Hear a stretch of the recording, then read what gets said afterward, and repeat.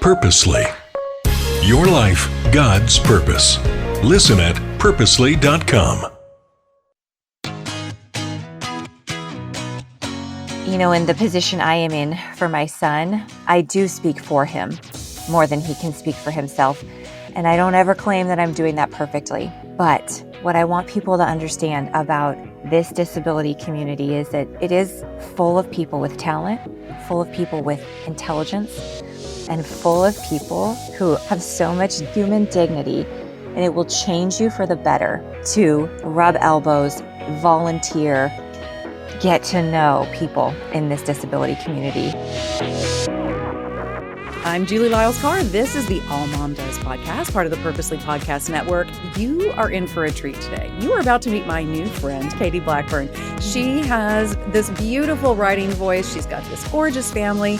She has been on an interesting journey that she's very open about talking about, and I think all of that helps inform us as to how to be better community members, how to be better when we come alongside each other in our faith walks and our family lives. So, Katie, thank you so much for being here today. Julie, truly the pleasure is all mine. Thank you so much for having me. You are talking to me from the beautiful state of Washington, which is where a lot of our listeners are. So how did you end up in the Spokane, Washington area? Born and raised, a transplant? What's the story? No, I am a California native and still don't like to drive in the snow, even though I've been here for 15 years. But when you learn to drive on the California freeways, it's hard to adjust to ice. Yes, exactly. I came to Spokane in 2010. I had finished graduate school and I had met a boy who was from Spokane. And at that point in my life, I was this just mid-20 something ambitious girl with a master's degree and absolutely nobody was hiring. Yeah. I was new in this relationship with this boy that I really liked and, was kind of thinking if I'm going to settle somewhere at this point, Spokane is a bit more affordable than the beautiful Bay Area that I grew up in. And so as I finished graduate school, I had a couple of options where I was just going to need to find any job to kind of get on my feet. And so I chose Spokane and have been here ever since. And we love it here. We love it here. Yeah. I love the Pacific Northwest. And it's always fun because the podcast, again, is through Krista Media, which has a beautiful home in Seattle, Washington. And yet, obviously, a podcast is national, international, whatever. But I'm in Texas. And it is funny to be someone who so loves the cold and the four seasons and all the things and be in Austin. So, and you're in that's Austin. okay. But yes. That's okay. That's all right. So, Julie, you come visit anytime, okay? There you go. See, that's what I'm talking about right there. Now, Katie, you have a story that is so fascinating. You have 6 children, and as another fellow mama of a big crew, I can completely relate to that. Did you always think you wanted a big family? That's something people always ask me. So now I'm doing it to you. Did you always know that you wanted a big family? I know. People always ask me this too. And yes and no. I always thought I grew up with 2 brothers, so family of 3, pretty average. Same. American family. And I always knew I wanted to be a mom. I've always loved babies. I still just love babies. I would skip age 2 if I could, probably. No, I'm kidding. But I loved being pregnant. I loved having kids. And I thought, probably 3 or 4 was what I always wanted. And then in 2017, through a volunteer organization here in Spokane, we met a young transient woman who was 6 months pregnant at the time. And it was just pretty clear for a variety of factors that this young woman was going to need a lot of help. And I honestly, Julie, it was as simple as that. I said, I will help you when the baby comes. And I kind of thought that would mean I'll show you how to breastfeed. If you choose that, I'll help you with diapers or what. I will be a resource to you. But, again, the transient life and this mom's background proved to have a lot of limiting factors that were really going to be insurmountable. And so when the state of Washington Child Protective Services intervened, she called me and said, will you take her? And what started as foster care became adoption of this precious, tiny little blondie. But when we had her in our home for just, I mean, I'm not kidding, 10 or 12 days, I got a positive pregnancy test for my fourth biological child. We joked it was like a 2 for twins. 1 deal. Yeah. So that we call them Pebbles and Bam Bam. Those are not their real names, but they're nicknames.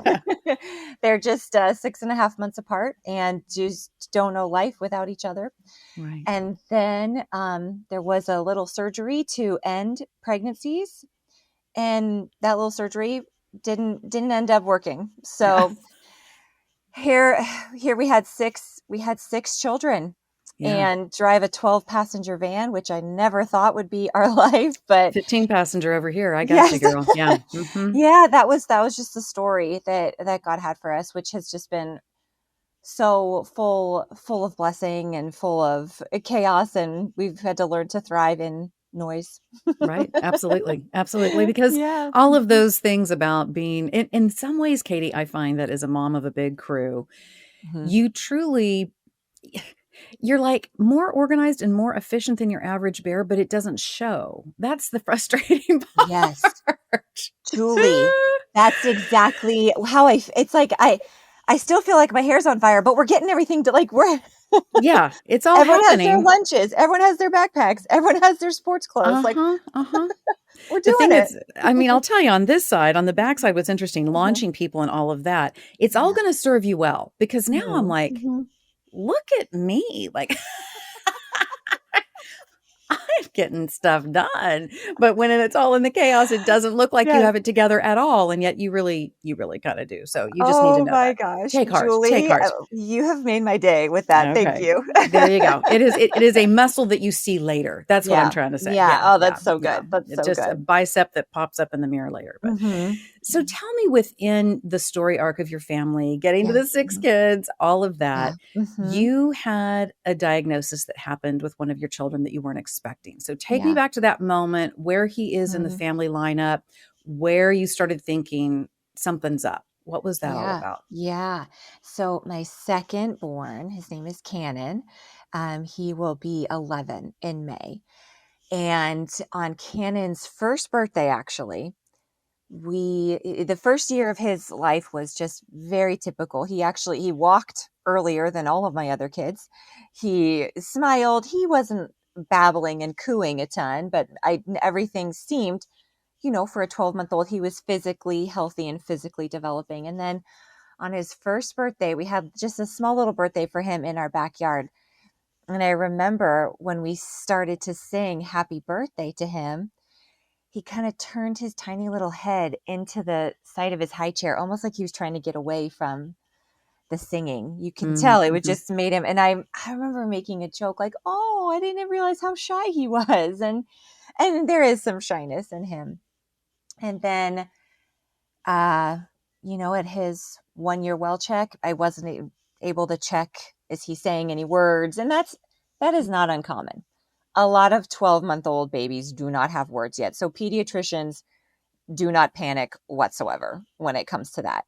It was sort of just a wait and see approach. And then at 18 months, he still didn't have any words. No mama, no dada, nothing like that.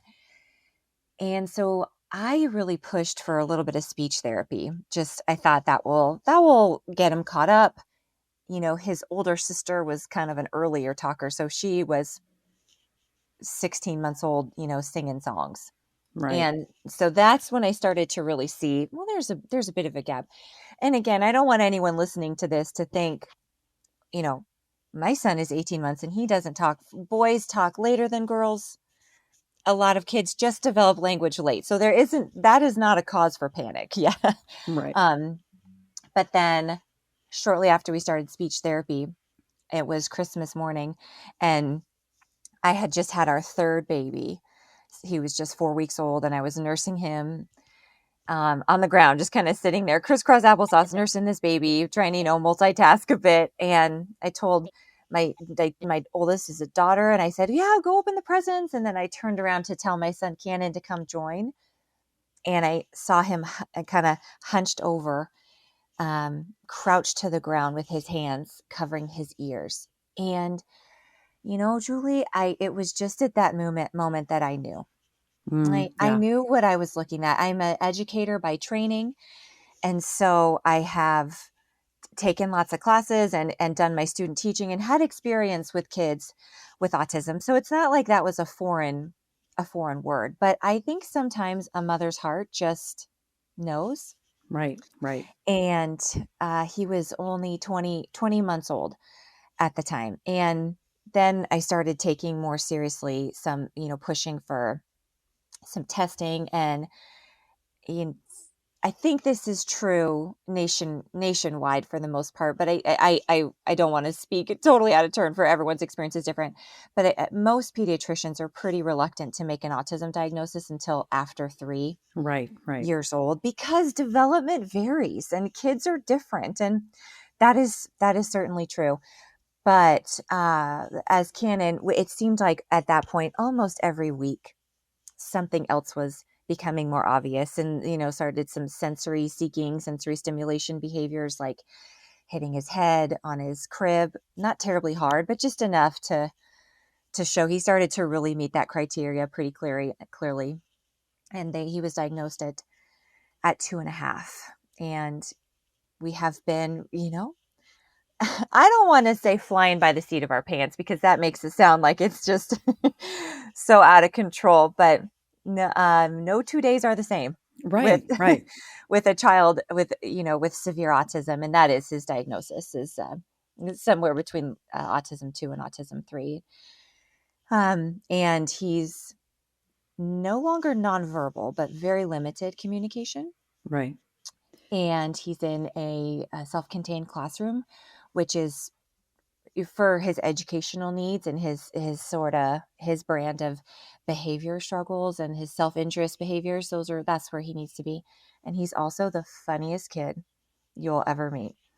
He is just hilarious. And sometimes when you have a child with a severe disability like autism, and not all disabilities are the same at all, but sometimes it's hard to determine what parts of your personality would be different without this diagnosis. Mm-hmm.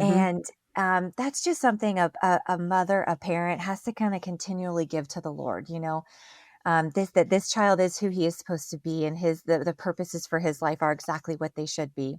But when you get glimpses, not of the overstimulation or the withdrawing or the running away or the things that are challenging, but you get glimpses of just the things that bring this child pure joy, and the moments that he is just the most at peace in his own mind and his own body.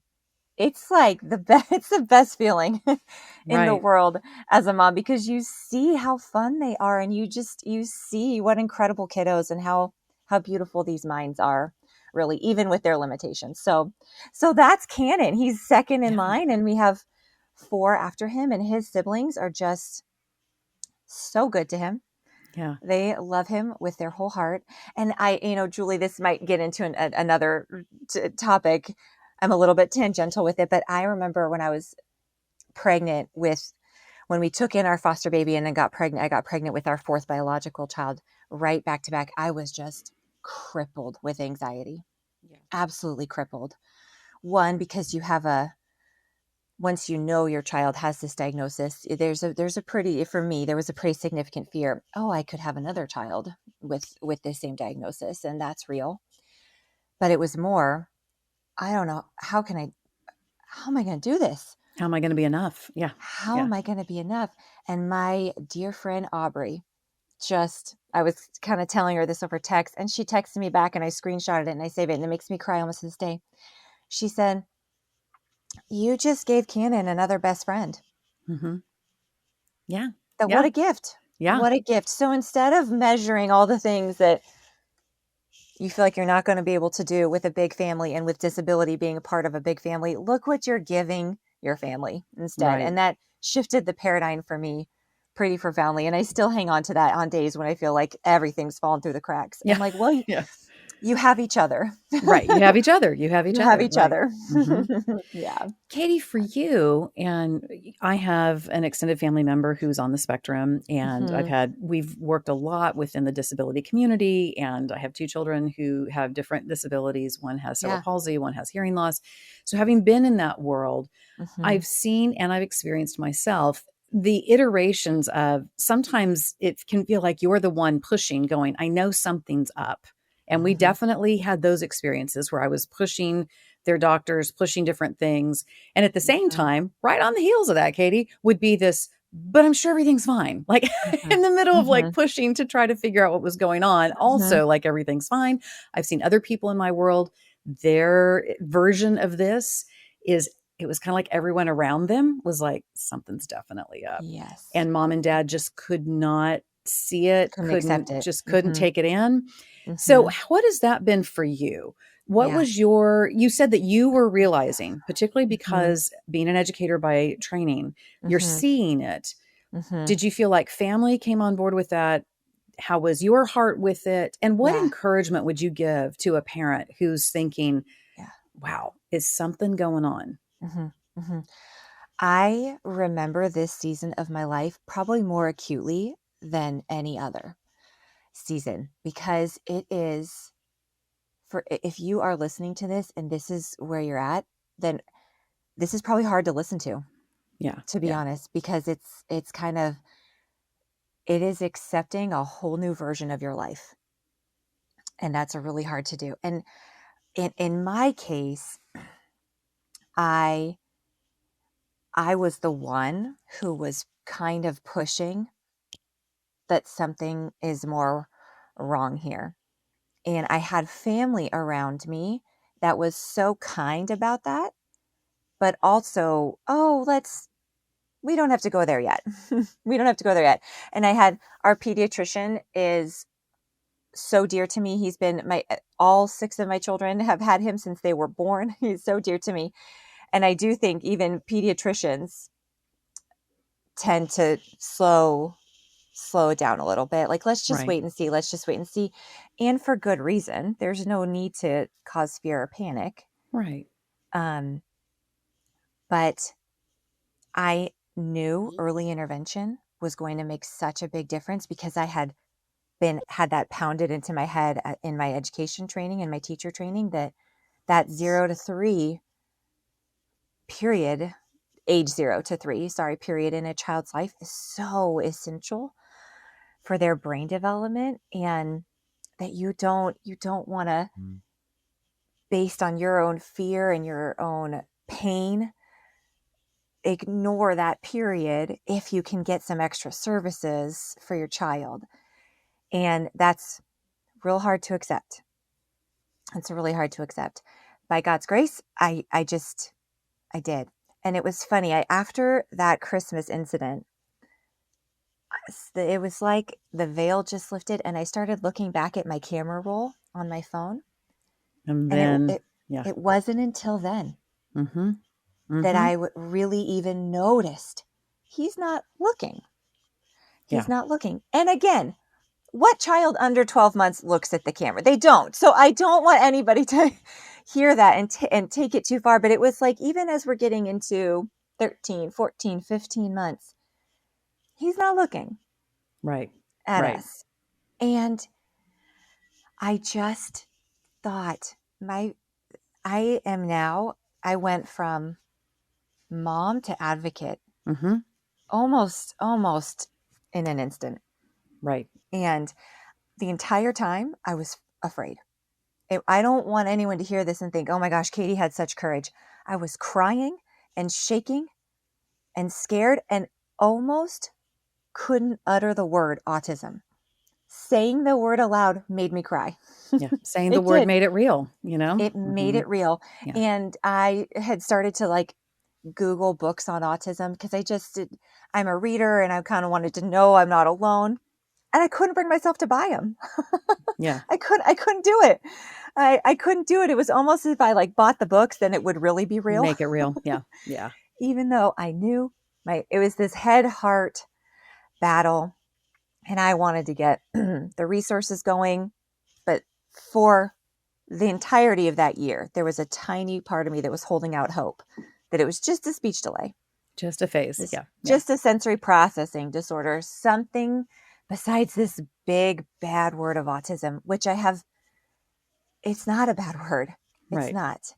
It's a beautiful, beautiful thing for your child with neurodivergent differences, I'm sorry. They're beautiful people, but it is a trajectory change for everybody's life, and that's a scary thing at first. It's probably one of the number one questions I get being a mom of 8 kids. And that question is, what on earth are y'all doing about college? And I can tell you, with 8 different kids, 8 different learning styles, 8 different ideas about what the kids want when it comes to their careers and all of the rest, college has been a big topic of conversation around here. Well, there is a university that I want you to know about because it just hits so many of the things that are really important when it comes to considering your kid's college education. George Fox University, it's the #1 private school in Oregon. It's a Christian university. It's located in the heart of the Pacific Northwest. And what's so great is in addition to a top-notch education, students have the opportunity to grow and deepen their faith. And they can learn in this really pivotal time in their lives who God made them to be. I mean, let's face it. We need more people coming out of our universities who know how to be leaders and how to be leaders with character.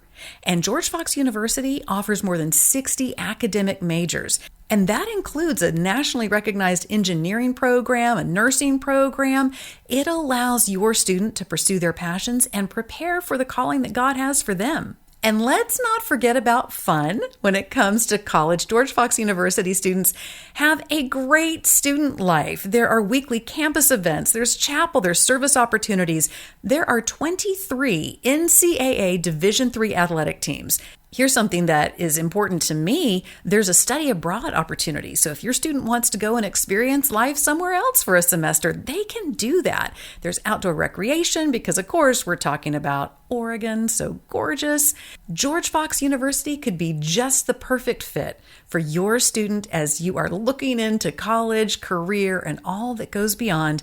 George Fox University, where your student will learn and thrive in the center of it all.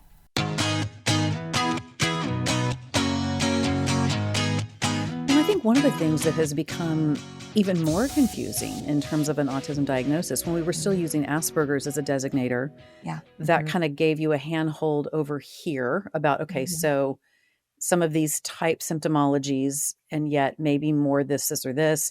And then now these areas where we look at autism in this way, when we removed that, we ended up with a category. It's like my daughter with cerebral palsy. One of her doctors said to me, look, it's in a way, it's sort of a dump diagnosis because there's so many iterations of what that could possibly mean. Everything from over here to all the way over there. And we've done the same thing with autism. And I don't understand all the reasons around why we have done that. But when you are jumping into that pool, it is a pool of possibilities that is very broad and wide. So in your case, how did you begin to understand where canon fell within certain things and how you could then...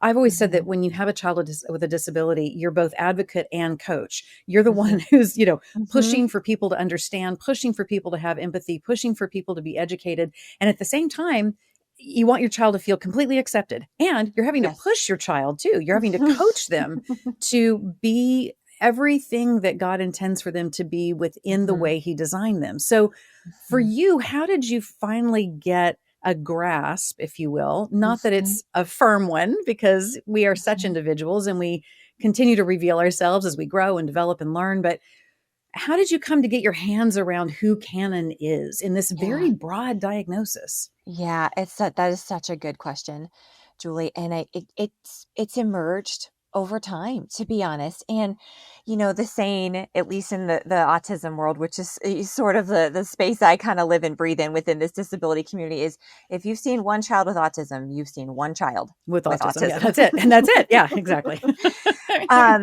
Because, gosh, it was even within my son's class at his public school with just incredible teachers incredible principal. Our school experience for my son has been so good. And I really want people to hear that. That's so important to me, that people know, especially if you've got a young child or you're about to send your child to school.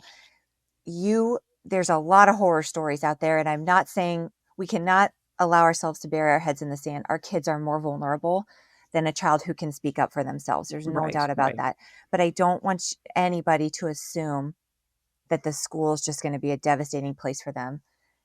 Some of the most caring, angelic people of my life I've met at Cannon School, who are just, they take his hits, they take his kicks, they take his spitting, they take his headbutts, and they love him to death. So there's a lot of hope for special education teachers are salt of the earth. Mm-hmm. Salt of the earth.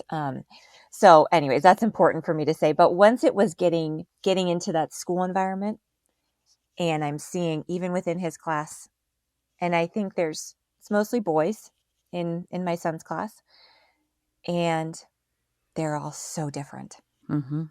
But they all have something, whether it's their social or behavioral or verbal limitations, that mean that their best resources are going to be in that small environment with Cannon's classes, a teacher and 3 paraeducators to 9 kids. So it's a pretty good ratio. Right.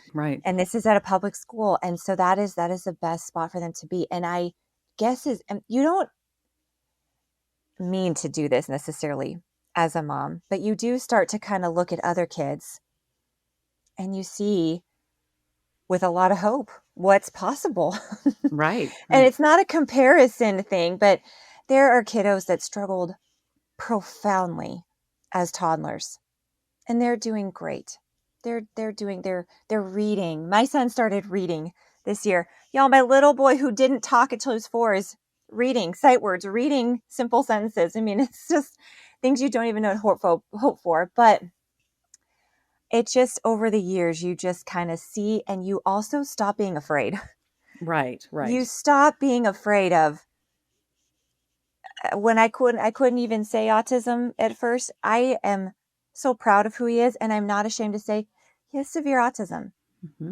And he's awesome, but we need some accommodations. We need he's not going to move through the world like everybody else. And I'm going to fight for what he needs to move through the world. Right.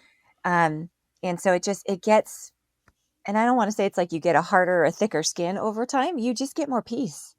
You get more peace about who your child is and who you are. Exactly. Who you are as his mom. And you stop blaming yourself. I promise you'll stop blaming yourself at some point. Right. And just trust him to the sovereignty of God. And then you'll work really, really hard. Exactly. Katie, tell me about your other kids. It's a topic I've thought a lot about. It's one that I'm getting a little bit of the benefit of that retrospective now, because my kids are all launching and we can talk about, how was it for you? What do you remember about this? In my case, because of the number of children, and I realized that family size could actually play an important role in this, some of my older kids were very involved in the therapy modalities, all of those kinds of things that we were doing for my daughter with hearing loss, my daughter with cerebral palsy. And then there's that worry, right? Like, oh, did I depend too much on my children? These are conversations that we see coming out in a new generation of, well, I had to do this and I had to do that. And I didn't get to be a kid in this way. And not just within those who have siblings who have disabilities in general. Yeah. And yet that's such an interesting topic too, because when I look back a few generations, families all worked together. There wasn't this, oh, we have to put this container around childhood in which there are no responsibilities or no challenges in order for someone to have a beautiful childhood. It's all a big crock pot stew of stuff, right, Katie? I mean, it's just kind of all the things. So in your case, you're still really in the thick of it. You've got all the kids still at home. You've got one child who's older than Cannon. You've got all these littles after him. What does the dynamic feel like for you, for your children? And what are you hoping for in terms of their experience growing up with Cannon? Yeah, that is such a good question. I love the intentionality behind it, because it would be negligent might be too strong of a word, but it not fair to the other kids for me to just think that this doesn't take a big toll on them. But from day one, I have tried to be incredibly, at a child appropriate level, incredibly open with them. We, from the beginning, have said, Cannon has autism. Not Cannon's just different. Cannon's just this. I've made it pretty clear. Cannon has a disability. This disability is called autism. And this is what it means. He doesn't talk the same as other kids. He doesn't play the same as other kids. He doesn't have the same manners as other kids because his brain is a bit different and has some limits, on how he's going to think and how he can speak. And so I gave them that language from the beginning. My daughter was 3.5, 4.5 maybe when Cannon was diagnosed. And then I had his toddler. And so that meant for all those years of ABA therapy, when we were going 5 days a week, they came with me.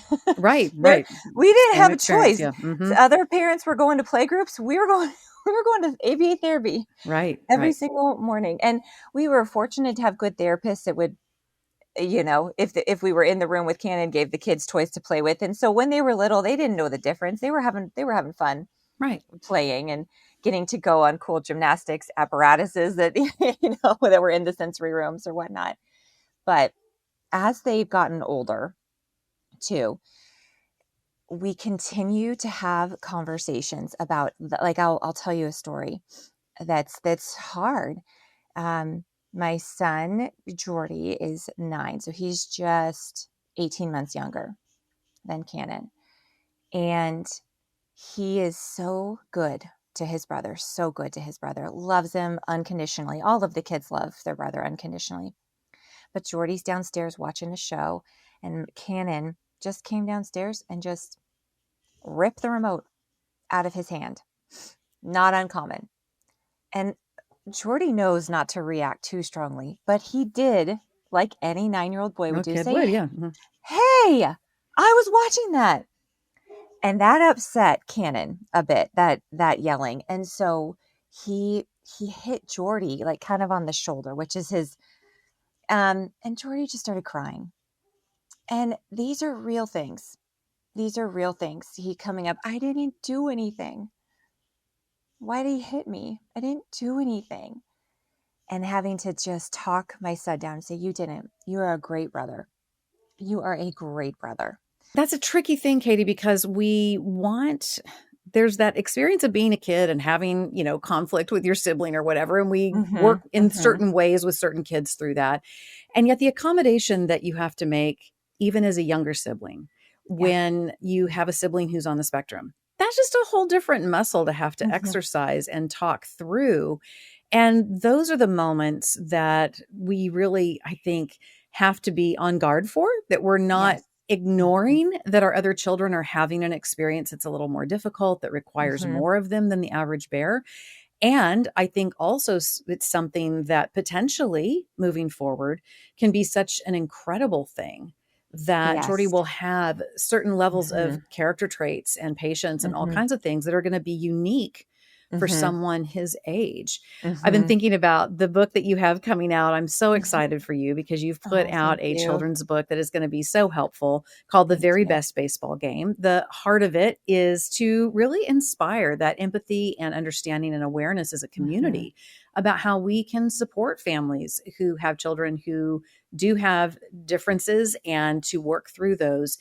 Where do you find people need help with understanding what empathy looks like? From my perspective, I think we struggle that empathy and pity are different. We don't need pity. Empathy and sympathy are different. Empathy and pride are very different. And I see people confuse those. So how do you see empathy when it comes to being a community member who makes room for those who are disabled? Yeah. Gosh, I mean, and I'm glad you asked this, because even as a writer, I have struggled at times with how do I fairly talk about disability, I don't ever, and there's a lot of criticism too about over sentimentalizing, Yeah. Or or romanticizing. Yeah. Mm-hmm. romanticizing the disabled community, or I've even heard the word infantilizing, like they're Yeah. just precious little people. And that is the furthest from my heart, the furthest from my heart.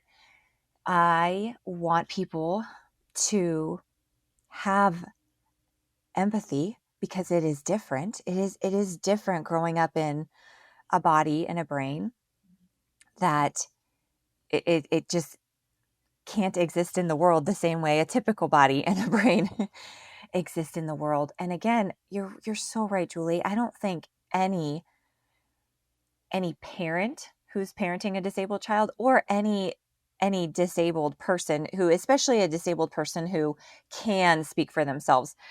My son may for the rest of his life be in the category where he's not able to articulate necessarily how it feels to him to be disabled.